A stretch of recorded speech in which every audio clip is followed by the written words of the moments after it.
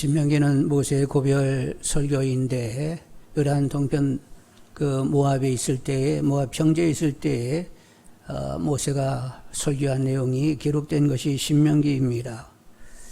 그런데 이제 그 모압 평지에 있는 이스라엘 백성들을 바라보고 있노라 보면 그들은 하나님의 섭리적인 경영 가운데 있다 이런 생각을 금치 못하게 됩니다.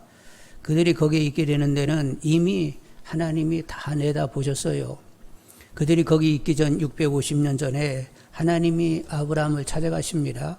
갈대 우르에 있는 아브라함을 찾아가지고 하시는 말씀 창세기 12장 1, 2절에 너는 너의 고향과 친척과 아버지 집을 떠나 내가 내게 보여줄 땅으로 가라. 내가 너로 큰 민족을 이루고 내게 복을 주어 내 이름을 창대하게 하리니 너는 복이 될지라.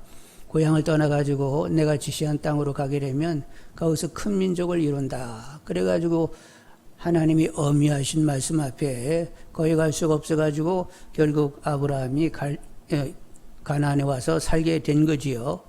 그런데 얼마 지나지 않아서 또 하나님이 아브라함에게 말씀하시기를 창세기 15장 13, 15절인데 여호와께서 아브라함에게 이르시되 너는 반드시 알라 내 자손이 이방에서 객이 되어 그들을 섬기겠고 그들은 400년 동안 내 자손을 괴롭히리니 그들이 섬기는 나라를 내가 징벌할지며 그 후에 내 자손이 큰 재물을 이끌고 나오리라. 큰 민족을 이루긴 이루는데 이방이 계획이 되어 거기서 400년을 살다가 와야 큰 민족이 된다는 거예요. 그래가지고 이제 하나님 말씀이 어떻게 이루어지게 되냐면 야곱 때에 큰 흉년이 듭니다. 그래서 이제 가나안에 더 살 수가 없어요. 근데 이미 야곱의 아들 요셉이 애굽의 총리 대신이 되었습니다. 그래서 이 흉년 때에 고센 땅에 내려와 살게 했던 거지요. 그러면서 400년이 지나게 됐는데 이스라엘 백성들이 중다해지게 됩니다. 그래서 애굽의 왕 바로가 위협을 느끼게 되었어요. 수가 애굽 사람 수보다 더 많아지는 거예요. 그래서 애굽을 전복시킬 수 있는 그런 힘을 가지게 된 것. 외세와 조금만 결탁되게 되면 얼마든지 애굽을 뒤집어 볼 수 있다고 생각을 해가지고 힘든 토목공사에 사람들을 동원하게 됩니다. 그래서 이제 이스라엘 백성들이 신음소리를 내면서 그렇게 고역을 치르게 되는데 하나님이 그 신음소리를 들으시고는 모세를 태어나게 하시고 그리고 모세로 인하여 출애굽하게 하는 거지요. 그래서 이제 떠나와야 되겠다고 하니까 바로가 막는 거예요. 그래서 하나님이 10가지 재앙을 내리게 되고 바로가 할 수 없이 내보내게 되는 거지요. 그래서 건널 수 없는 홍해를 건너고 광야에 들어와서 40년이 지난 다음에 모압 평지에 이르게 된 거예요. 그래서 모압 평지에 이른 백성을 보면 이미 650년 전에 뭐라고 얘기했다고요? 이방이 객이 되어 400년을 지내다가 다시 돌아오게 되면 그때 이제 가나안에서 큰 민족이 이루겠다고 하는 하나님 말씀이 그렇게 성취돼 가지고 모압 평지에 이제 서편 가나안에 들어가기 위하여 기다리고 있는 백성들을 보게 된단 말이요. 여러분 우연한 일은 없습니다. 하나님의 섭리적인 경험 가운데 모든 것이 진행이 되는 줄 압니다. 자, 오늘의 우리는 어떻습니까? 오늘의 우리는 어떠냐? 우리도 섭리적인 경험 가운데 있어요. 여러분 하나님이 아브라함에게 무슨 말씀을 하셨느냐? 창세기 12장 3절에 보면 땅의 모든 족속이 너로 말미암아 복을 얻을 것이라. 그리고 창세기 22장 18절에는 내 씨로 말미암아 천한 만민이 복을 받으리라. 아브라함에게 이렇게 모든 민족 천한 만민이 너의 씨로 복을 받으리라고 했는데 그 말씀이 응하게 되었습니다.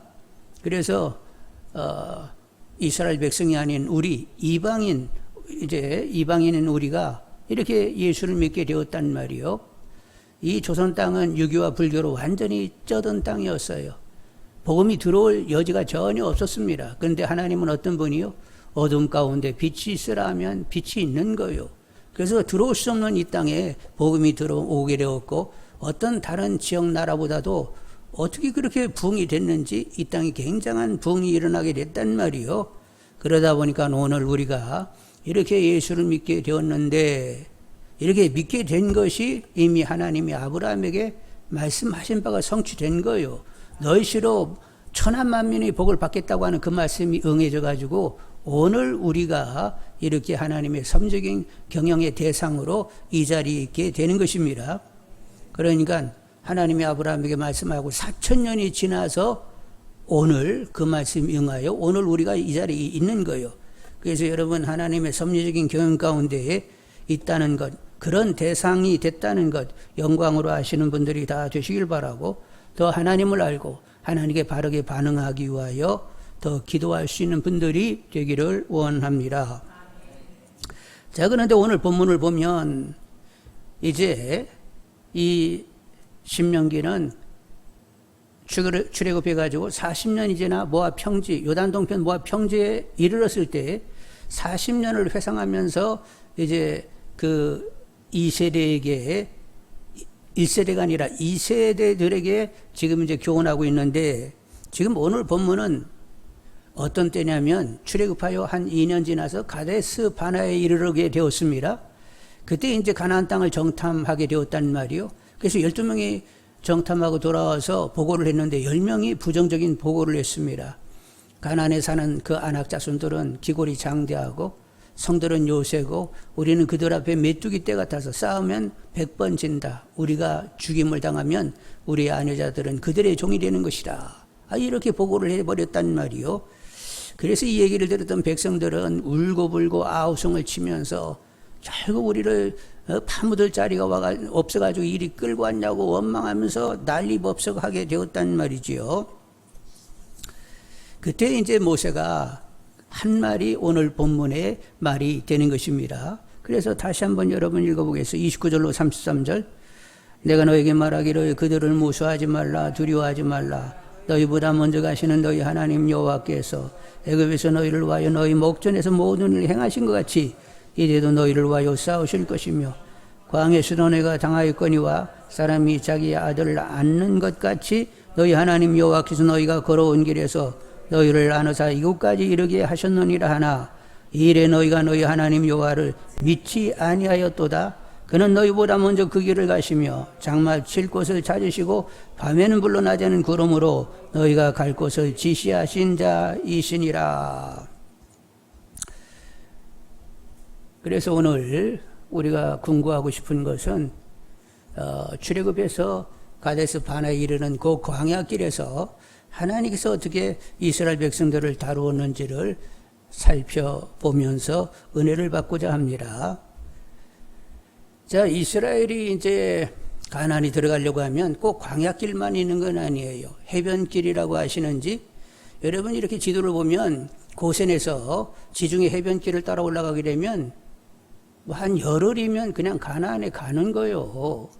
그런데 그 길을 택하지 않고 결국 광야길을 가게 되는데, 홍해를 건너서 오히려 거꾸로 시내산 쪽으로 내려갔다가 다시 올라오게 된단 말이죠. 왜 이렇게 짧게 갈 수 있는 길을 그렇게 멀리 돌아서 가는 것인지 하는 생각을 하게 되는데, 일단 이렇게 해변길을 가게 되면 짧아서 좋긴 좋은데 그 위에는 블레셋이 있단 말이죠. 거기는 아주 강력한 군사력을 가지고 있어서 오합지졸인 이스라엘 백성들이 그들과 싸워가지고 이길 보장은 없고 처음부터 충격을 많이 받게 되면 위축이 되니까 일부러 광야길을 선택한 것이다. 이런 이야기를 합니다. 그런데 아무리 생각해도 그건 충분한 이유가 될 수는 없어요. 전쟁은 하나님께 속한 것이고 하나님께서 이기게 하시면 그냥 이기는 것이에요. 그러니까 블레셋 때문에 못 간다, 이건 이유가 되는 것 같지 않고, 그런데 이제 아래로 홍해를 건너서 광야를 지나게 하시는 것은 신앙생활이라고 하는 것은 어떻게 해야 되는 것인지를 가르치기 위하여 그 당대의 세대뿐만 아니라 오고 오는 세대에게 가르침을 주기 위하여 홍해를 건너 광야를 지나게 하셨다. 이쪽에 훨씬 무게를 갖는다, 이런 생각을 하게 되는 것입니다. 자, 그래서 왜 그렇게 홍해를 건너고 광야를 지나는 것이 그렇게 가르침이 크냐 하는 것인데, 그것을 궁구하고자 하는 것이지요. 여러분 일단 홍해를 건넙니다. 홍해를 건넌다, 그것은 어떤 의미를 가지는 것이냐. 건널 수 없는 홍해를 마른 땅같이, 동풍이 불어서 마른 땅같이 말라가지고 거기를 지나서 이제 건너가 버리게 되는데, 건너가니까 물이 합쳐졌단 말이요. 일단은 건너가는 것은 무슨 얘기냐면 애굽의 종살이의 삶을 청산하고 이제는 하나님의 백성된 삶을 살게 된다는 것을 말하고 있는 것이지요. 그래서 이 홍해를 건너는 것을 세례를 받았다 이렇게 얘기하는 것입니다. 고린도서 10장 2절에 보면 사도 바울의 해석인데 모세가 속하여 다 구름과 바다에서 세례를 받았다 이렇게 표현하고 있단 말이요. 그 홍해를 건너는 것을 두고 사도 바울은 바다에서 세례를 받았다 이렇게 얘기하는 것입니다. 그래서 구약의 세례는 홍해를 건넘을 얘기하는 거죠. 종살이를 끝내고 이제는 하나님 백성의 삶을 살게 되었다. 이것이 세례다 이렇게 말하고 있습니다. 신약의 세례도 마찬가지요. 우리가 사단의 종로를 타면서 세상 유행 풍속을 쫓고 세상 가치로 이렇게 삶을 살고 나로 살았는데 이제 그것을 깨끗이 청산하고 그리고는 어떻게 살게 되었어요? 이제는 하나님의 자녀로의 삶을 살게 되었단 말이죠. 사단의 종에서 하나님의 자녀로 삶으로 살게 된 것, 이것이 세례를 받은 것입니다. 전에는 그냥 내가 주인 되어 죄의 종로를 했는데 이제는 하나님의 뜻으로 살아 의의 자녀로 삶을 살게 되었단 말이요. 이런 삶의 완전한 전환, 이것을 세례받았다 하는 것이지요. 옛 생활에 대해서는, 옛 자아에 대해서는 죽어버리고 이제는 새 생활, 새 자아로 삶을 살게 된 것, 이것이 세례입니다. 여러분, 세례가 그렇잖아요. 우리가 이렇게 약식으로 받아가지고 잘 감을 모르는데 본래 이 세례는 침례여야 됩니다. 무속에 팍 집어넣을 때는 뭐하라고 집어넣는 거요? 빨리 죽어. 그러면서 집어넣는 거요. 그리고 그 집어넣을 때는 이제 하나님께 대하여 숨쉬어. 이러면서 끄집어내는 것이 세례인 거요. 우리는 새 이스라엘 된 백성들입니다. 구약의 옛 이스라엘 백성들이 홍해를 건너면서 종살이 청산하고 하나님의 백성으로 산 것처럼 우리도 이제는 사단의 종노릇 그만하고 이제는 하나님의 사랑받는 자녀의 삶을 확실하게 사는 우리들이 다 되어야 되겠습니다.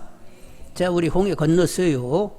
자, 이제 이렇게 건너서 그 다음에 홍해를 건너자마자 또 이렇게 가나안이냐 하면 오히려 거꾸로 그냥 시내산 아래쪽으로 쭉 내려갔다 이렇게 올라오게 되는데 왜 이렇게 우리가 우회를 해야 되느냐, 무슨 가르침이 있어서 그러냐 하는 것인데, 첫째, 광야는 사람이 정착할 때가 아니라 지나쳐 가는 곳이라는 것을 알게 하고 있습니다. 인생은 그냥 지나쳐 가는 거예요. 우리가 이 땅에 영원히 사는 것 아닙니다. 잠시 살다가 가는 것입니다. 빈손으로 왔다가 빈손으로 가는 것이지요. 사람들은 인생을 무슨 이렇게 산을 오르는, 정상을 오르는 것 같이 이야기할 수도 있어요. 근데 젊어서는 그게 가능합니다. 뭔가를 성취해야 되고, 그리고 뭔가를 이렇게 소유해야 되고, 그래서 뭔가를 이렇게 산을 오르는 것 같은 감을 갖는데, 그러나 젊음도 한때잖아요. 지나치고 보면 이제 중년, 장년, 노년에 이르게 되면 그냥 인생은 그냥 지나가는 것 뿐이에요. 여러분, 죽음을 생각하면 더 그렇습니다. 저는 늘 요즘 죽음이 있다는 것이 얼마나 인간을 겸손케 하는 것이냐. 죽음은 꼭 있어야 된다. 늘 그런 생각을 하는데 죽음이 없으면 그냥 내가 알아서 내 마음대로 막 산단 말이에요. 근데 죽음을 생각하면 인생은 뭐야? 왜 사는 거야? 어디서 와서 어디로 가는 거야? 이런 궁극적인 질문을 던지면서 진지해질 수 있고 겸손해질 수 있으니까 죽음은 반드시 있어야 되는 것이다. 죽음이 그게 문제거리가 아니라 인간을 인간답게 이렇게 살피게 하는 것이다. 이런 생각을 하면서 죽음은 너무 좋은 것이다. 그런 생각을 요즘은 하고 있습니다. 여러분, 저 인생은 이렇게 다 지나가는 거예요. 그런데 이렇게 지나가는 것 중에 그래도 의미가 있어야 되는데 의미를 챙기려고 하면 어떻게 살아야 되느냐. 솔로몬 왕께서 답을 주셨어요. 그분은 어떤 분이요? 지혜도 있고 능력도 있고 막 은금도 풍성해 가지고 막 여자도 다 누리고 하여간 성취하고 누릴 거 다 누려본 사람이요. 근데 그분이 얘기하시기를 전도서 12장 8절과 13절 14절에 전도자가 이르되 헛되도다 모든 것이 헛되도다 이래 결국을 다 들었으니 하나님을 경외하고 그의 명령들을 지킬지어다 이것이 모든 사람의 본분이니라 하나님은 모든 행위와 모든 은밀한 일을 선악간에 심판하시리라 이렇게 말씀하시면서 사는 동안에 하나님을 알고 하나님을 정말로 경외하고 하나님으로 사는 법을 배우며 이렇게 살다가 가는 것이 그것이 후회 없는 삶이라고 솔로몬 왕께서 말씀하셨단 말이요. 여러분, 솔로몬 왕의 말씀을 잘 들을 수 있는 분들이 되기를 원합니다. 하여간 의미는 하나님을 경외하고 그분의 뜻을 분별하며 사는 것이 그것이 우리들에게 가치고 후회가 없게 되는 거예요. 여러분, 홍해를 건너는 사람들 1세대 남자 성인들이 몇만이라고요? 60만 정도 된다고 했습니다. 그 중에서 정말로 하나님을 알고 하나님께 바르게 반응하며 산 사람은 몇 명이나 되는 거지요? 모세와 아론과 아론은 조금 그래요. 뺄래요. 모세와 여호수아와 갈렙과 그리고 한 사람은 훌은 넣어주고 싶으네. 여러분, 모세가 이렇게 기도할 때 양쪽 팔을 잡은 사람이 아론과 훌인데 아론은 좀 제가 뜰보 그래서 못 집어넣겠고 훌은 그래도 넣어야 되겠다 이런 마음이 드는 거예요. 여러분, 그렇게 60만 중에 몇 사람밖에는 아니에요. 정말로 하나님을 경외하며 하나님의 뜻을 분별하고 사는 사람이 많지 않단 말이에요. 그래서 말씀인데 사도 바울의 기도를 여러분도 할 수 있는 분들이 되시기를 원합니다. 지혜와 계시형을 주사 하나님을 알게 하시고 마음 눈을 여셔서 하나님의 부름의 소망인지 무엇인지 알게 해달라고 늘 기도하시는 가운데에 정말로 하나님과 마음 통하며 친밀하게 지내며 하나님을 누리며 정말로 그것이 내 삶의 진정한 가치의 의미라고 늘 고백하다가 하나님이 부르실 때 천국에 다 입성하시는 분들이 되시기를 원합니다.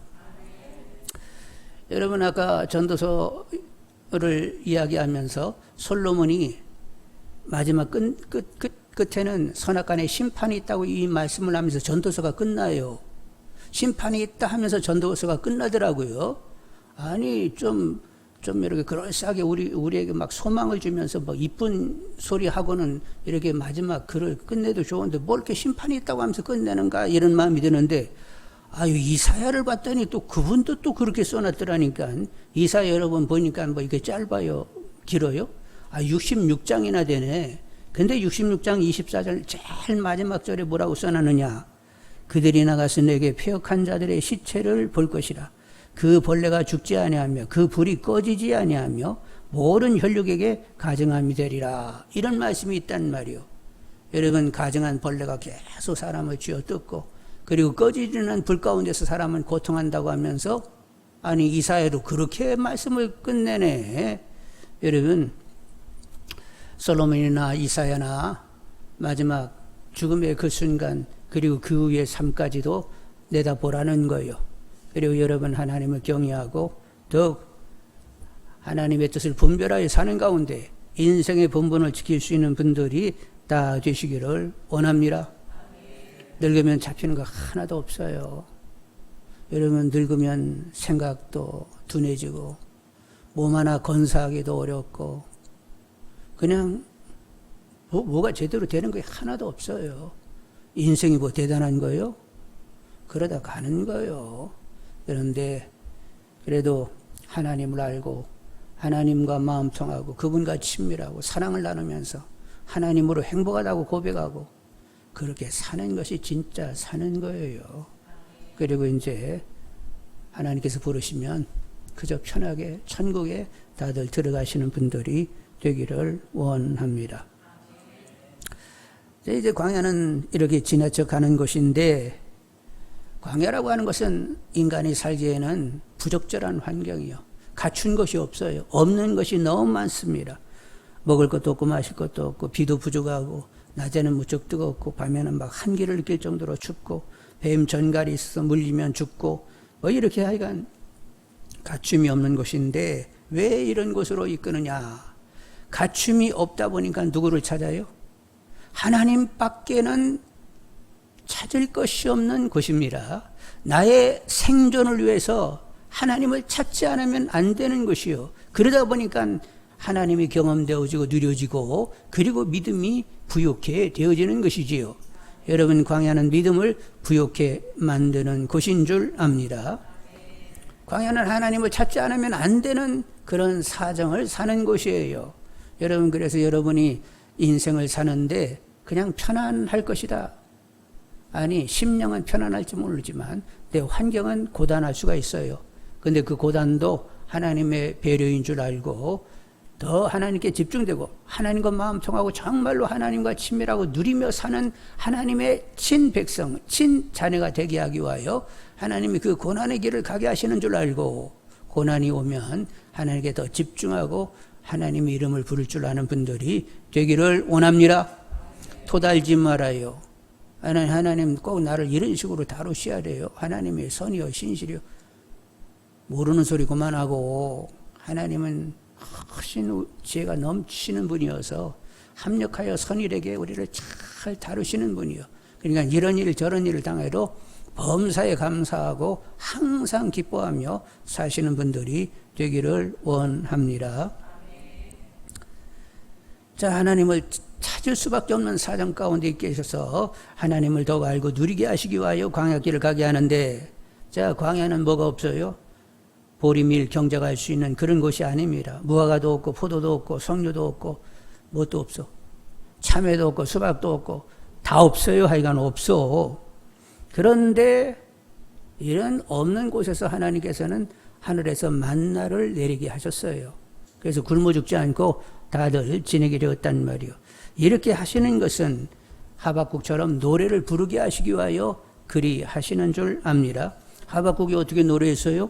하박국 3장 17절로 18절에 비록 무화과 나무가 무성하지 못하며 포도나무에 열매가 없으며 감람나무에 소출이 없으며 밭에 먹을 것이 없으며 우리의 양이 없으며 외양간에 소가 없을지라도 나는 여호와로 말미암아 즐거워하며 나의 구원의 하나님으로 말미암아 기뻐하리로다.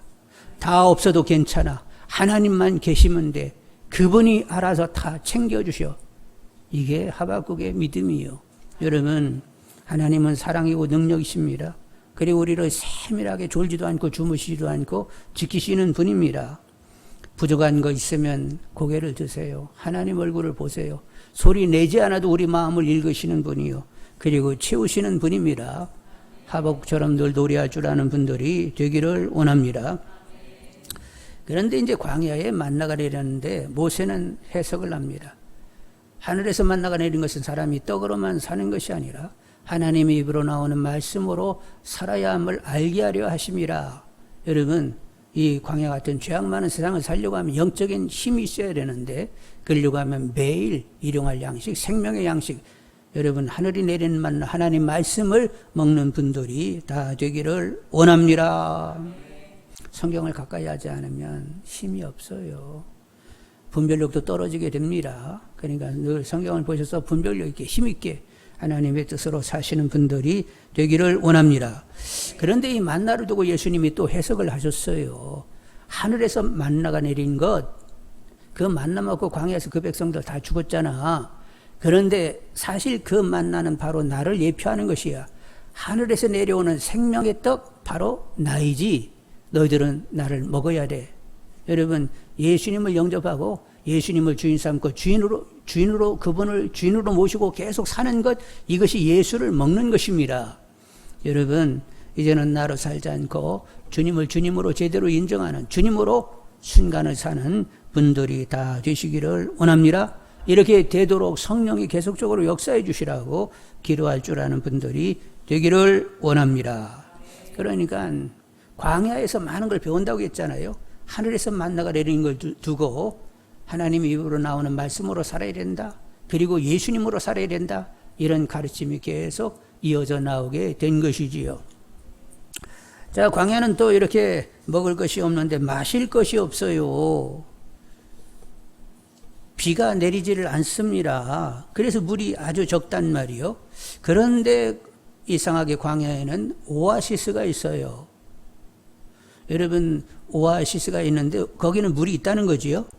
그래서 이스라엘 백성들이 시내 광야를 지나왔는데 적어도 한 450개 정도의 오아시스가 있었다는 것입니다. 여러분, 광야의 길이 이렇게 나 있는데 광야의 길은 어떻게 나 있을까요? 오아시스에서 오아시스로 이어지는 길, 그것이 광야 길인 것입니다. 그래서 이제 광야에서 양들을 치는 이들이 그 길을 따라 오아시스를 찾아가지고 이렇게 양들을 치게 되는 거지요. 그리고 이제 다양하게도 이 광야에는 이슬이 내린다고 합니다. 그래서 성경에 보면 이슬에 관한 이야기를 많잖아요.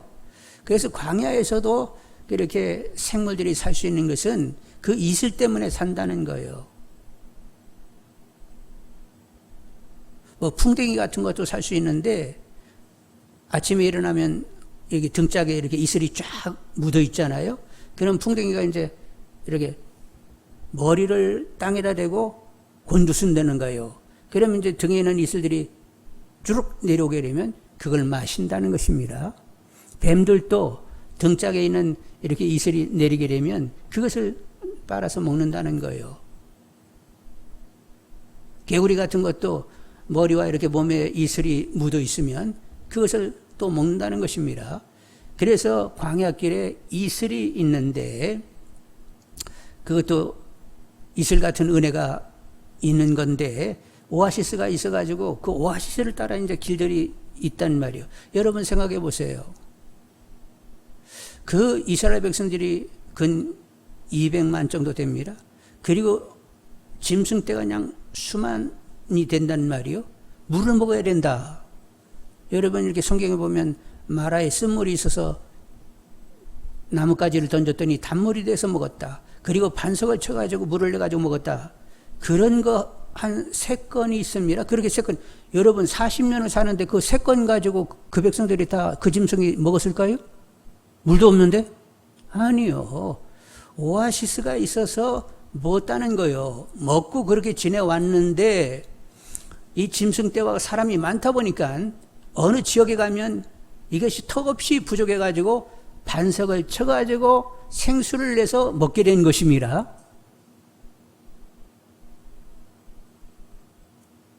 이해가 됐어요? 그럼 여러분 고집 부릴 거예요? 말에 쓴물 하고 뭐 반석 2번 친 그걸로 40년 동안 다 견뎠다. 그런 거 아니고 그 광야에는 그렇게 오아시스가 있어가지고 그 지역을 지나가면서 사람들이 광야길을 갈 수 있었다는 거예요. 그런데 이제 반석을 쳐가지고 생수를 낸 걸 두고 고린도전서 10장 4절에 사도 바울의 해석입니다. 다 같은 신령한 음료를 마셨으니 이는 그들을 따르는 신령한 반석으로부터 마셨음에 그 반석은 곧 그리스도라. 반석이 그리스도입니다. 근데 반석이 깨지면서 생수가 났어요. 그리스도가 깨지면서 생수가 나게 됐는데 이 생수가 무엇이냐 하는 것인데 결국 성령을 가리키는 것이지요. 예수님 말씀하시기를 요한복음 7장 37절로 39절에 명절 끝날 곧 큰 날에 예수께서 서서 외쳐 이르시되 누구든지 목마르거든 내게로 와서 마시라. 나를 믿는 자는 성경에 이른 것 같이 그 배에서 생수강이 흘러나오리라 하시니 이는 그를 믿는 자들이 받을 성령을 가리켜 말씀하신 것이라. 주님께 와가지고 생수를 주세요 하면 배에서 생수강이 흐르도록 주신다는 거예요. 근데 그건 성령이라고 이렇게 말씀하십니다. 여러분 성령이 강력으로 역사하게 되면 누구를 알게 돼요? 하나님과 하나님의 사랑을 알게 됩니다. 하나님과 하나님의 사랑을 알게 되면 우리는 그분에게 전심이 돼요. 마음 다고 뜻 다고 성품 다고 목숨 다요 하나님을 사랑하는 것이 그냥 자연스럽게 도모되는 것입니다. 그래서 이제 하나님과 사랑을 나누게 되면 거기에 참만족이 있는 거예요. 사랑은 깊이가 다 같지 않습니다.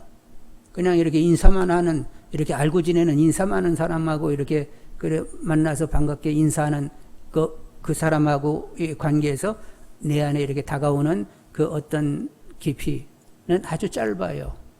그런데 아주 우정이 깊은 친구하고 이렇게 만나게 되면 이 사랑 때문에 만족도가 더 깊게 다가오지요. 그런데 더 깊은 것은 나를 낳아주신 어머니의 사랑이 다가와야만 더 깊게 다가오게 됩니다. 그런데 더 깊은 것은 누구라고요? 나의 원인 대신 하나님과 사랑을 나누게 되면 영혼을 관통하는 참만족에 지음하게 되는 거지요. 예수님이 수가성에 갔을 때에 7번째 남자와 사귀고 있는 여인을 만났습니다. 네가 나를 알았으면 내가 영원히 목마르지 않을 생수를 주었을 것이다. 그 생수는 성령이고 그 여인이 만일 성령의 충만을 받게 되면 하나님께 예비하는, 하나님을 정말로 사랑하는 여인으로 바뀌어서 그 영혼이 완전히 깨끗이 관통하는 영적인 시원함을 누리는 해가를 얻을 수 있는 그런 자리까지 나가게 되는 거지요. 여러분, 성령을 목마름으로 구하는 분들이 되시길 바라고, 성령의 역사로 정말로 하나님과 주님과 사랑을 나눌 수 있는 분들이 다 되시길 바라고, 하나님과 주님 때문에 나는 너무 행복하라고 말할 수 있는 분들이 다 되기를 원합니다. 여러분 따라서 하세요. 하나님, 저는 하나님 때문에 너무 행복해요. 전 주님 때문에 사는 거예요. 주님 없이면 저는 못 살아요. 이런 고백, 사랑의 고백이 늘리는 분들이 되시기를 원합니다. 자, 이렇게 먹을 것도 없고 마실 것도 없는 것인데 광야는 너무 덥고 밤에는 상대적으로 너무 추운 것입니다. 저도 시내 광야에 간 적이 있었는데 베두인이 그 땅에서 사는 사람 집에 가가지고 하룻밤을 잤어요. 근데 밤이랬는데 한기를 느낄 정도로 막 이렇게 몸에 스며드는 찬 이런 바람이 막 붑디다. 그래가지고 이렇게 바람이 불면 이쪽 저쪽으로 막아가지고 바람이 안 들어오게 해야지 이렇게 우리를 막 차게 만드는가 싶은데 일부러 좀 그런 것 같아. 아니, 광야를 맛보러 왔으니까 좀 춥게 좀 자야 되는 거 아니요? 이런 의도가 좀 깔린 것 같더라고. 아, 그날 밤 엄청 춥게 잤네. 그런데 여러분, 낮에는 막 뜨거워가지고 일사병에 걸려 죽게 되고 밤에는 너무 이렇게 한기를 끼면서 이렇게 폐 질환에 걸리게 되는데, 근데 하나님께서 낮에는 구름 기둥으로 이렇게 구름으로 덮어버려 주시고 밤에는 이렇게 불 기둥을 세우셔가지고 춥지 않게 이렇게 지내게 하셨단 말이요. 하여간 몸 상하지 말라고, 건강해지 말라고 하나님께 이렇게 배려해 주셨는데 왜 하나님이 이렇게 하시는 거예요? 하나님은 평강의 하나님이십니다.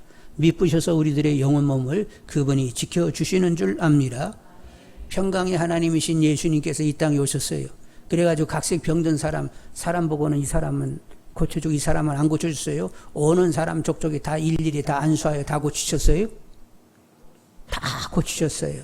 여러분, 그래서 말씀인데, 여러분, 이 영역을 강건케 해주시라고 기도하는 분들이 되기를 원합니다. 내 것 이기 전에 누구 것이라고? 하나님 것이니까 하나님이 평강으로 관리하세요. 저는 하나님 것입니다. 하나님이 평강으로 제 영역을 다스려 주셔서 하나님 원하는 대로 써주세요 하면서 기도할 수 있는 분들이 되기를 원합니다. 그리고 저도 하나님의 얼굴을 뜨사 여러분에게 하나님의 평강 주시기를 원합니다. 여러분, 이렇게 또 광야는 덥고 춥고, 그런데 광야는 한 가지 분명한 건 있어요. 오염되지 않았다는 것입니다. 인간의 문명에 오염되지 않았어요. 세상같이 유행 풍속에 휘둘릴 곳이 아닙니다. 광야는 복잡하지 않습니다. 분주하지 않습니다. 광야는 아주 그냥 단순한 것이에요. 그래서 말씀인데, 하여간 광야에 있으면 하나님께 집중할 수밖에 없단 말이에요. 그래서 우리는 일상 가운데 광야 같은 장소와 시간을 가져야 됩니다. 하여간 일상이 바쁜 이런 일상, 하여간 뭐 하는 일도 없이 괜히 바빠. 그래가지고 하루 지나면 뭐 했지 싶으면 잡히는 것도 없어. 근데 바빴어. 이런 일상을 지나는 우리인데 광야를 마련해야 된다는 거예요. 여러분, 고독하고 그리고 침묵하는, 하나님께 집중할 수 있는 골방 시간을 가져야 된다는 것입니다. 여러분, 경건에 창념하면서 하나님의 임재 경험을 할 수 있는 분들이 되기를 원합니다. 여러분, 하나님 임재 경험을 하러 가는데 막 그냥 폼나게 막 옷 갖춰 입고 막 화장 짙게 하고 뭐 이렇게 뭐 그러고 갈 거 없잖아요. 그냥 다 모든 거 잃어버리고 그냥 하나님께 집중하여 하나님과 깊은 영적인 교제를 가지면서 그분의 임재 경험을 가져야 된다는 말이에요. 이런 시간이 꼭 있는 분들이 되기를 원합니다. 여러분의 일상에 광야가 있기를 원합니다. 이제 마무리를 해야 되겠는데 31절 32절을 읽습니다. 31, 32절. 광야에서도 너희가 당하였거니와 사람이 자기 아들을 안는 것 같이 너희 하나님 여호와께서 너희가 걸어온 길에서 너희를 안으사 이곳까지 이르게 하셨느니라나 이래 너희가 너희 하나님 여호와를 믿지 아니하였도다. 모세가 얘기합니다. 당신의 경험으로는 하나님이 그 광야길에 하여간 애굽에서부터 이제 이곳에 이르는 여정 가운데 하나님은 계속 안고 이 광야길을 지나오셨다는 거예요. 모세는 그렇게 하나님이 경험되고 누려졌습니다. 그런데 오늘의 우리도 하나님이 계속 품고 우리들의 인생의 행로를 걷고 있다는 사실이 확연해지는 분들이 되기를 원합니다. 그런데 모세 어른도 이런 말을 했는데 모세 어른만 한 것 아니요. 이사야 선지자도 말씀을 그렇게 했어요. 이사야 46장 3, 4절에 야곱의 집이여 이스라엘 집에 남은 모든 자여 내게 들을지어라. 배에서 태어남으로부터 내게 안겼고 태에서 남으로부터 내게 업힌 너희여 너희가 노년에 이르기까지 내가 그리하겠고 백발이 되기까지 내가 너희를 품을 것이라. 내가 지었은즉 내가 업을 것이요 내가 품고 구하여 내리라.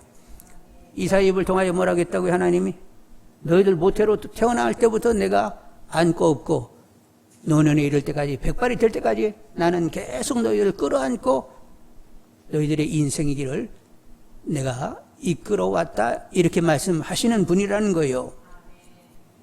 그래서 말씀인데 하나님이 가슴에 안겨있다는 사실, 그냥 성경 이 말씀을 그냥 알아낼 수 있는 분들이 되기를 원합니다. 그래서 하나님께 품겨있는 나는 하나님의 따뜻한 가슴팍을 느끼며 살아야 된다. 그래서 하나님, 제가 왜 이렇게 품겨있다고 하면 하나님의 가슴팍이 느껴져야 되는 것 아니에요? 하나님이 끌어안고 있다는 것과 그리고 하나님의 따끈한 가슴이 누려질 수 있도록 저를 그렇게 역사해 주시라고 기도하시는 분들이 다 되기를 원합니다.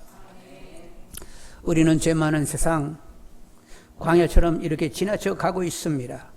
그런데 누구의 품에 안겨가지고 지나쳐 가고 있어요? 하나님의 품에 안겨 지나쳐 가고 있습니다. 여러분, 하나님의 선한 주장, 그분의 보호, 그분의 돌봄, 그분의 인도 가운데 우리는 태어나면서부터 지금까지 계속 하나님의 품에서 그렇게 지내오고 있었던 것입니다. 여러분, 성경을 통하여 이 사실을 받는 분들이 되시길 바라고 더 그 가슴을 누리고자 하는 분들이 되시고 더 하나님 앞에 의롭게 살고자 하는 분들이 되시기를 원합니다. 모세와 이사야는 이런 말을 이렇게 성경에 기록할 때는 본인들이 그렇게 절절히 느끼고 있으니까 이런 표현이 가능한 것인데 우리들도 이렇게 하나님의 품에 안겨 살고 있는 나를 보면서 하나님이 더욱 누려지기를 소망하는 분들이 되기를 원합니다. 여러분, 모세와 이사야가 살던 그 동시대의 사람들 다들 그렇게 살았어요? 60만 중에 몇 명이었어요? 이사야 시대에도 몇 사람이었습니다. 여러분, 이런 삶을 누리는 사람은 항상 소수요. 여러분, 이 소수 가운데 있기를 여러분 기도하세요. 여러분이 이 소수에 이렇게 속하겠다고 기도하면 하나님이 야, 너무 과하게 그런 기도를 하냐고 이렇게 확 밀칠 뿐이요. 그래, 나도 원하는 거야.